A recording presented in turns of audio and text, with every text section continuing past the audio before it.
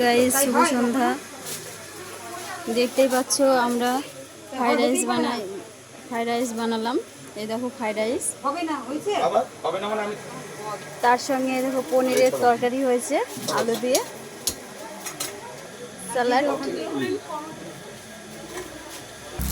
Fried rice খেতে কার কার ভালো লাগে অবশ্যই বলবে। এইটা ক্যাপ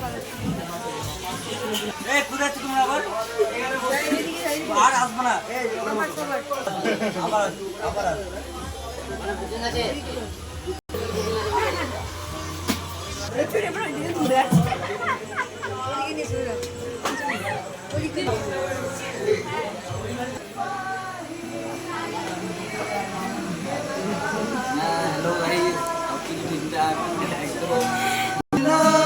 पता है तुम्हें अगर पता हो बता देना। आंगुले लगा आंगुले আমাদের ভিডিও হচ্ছে।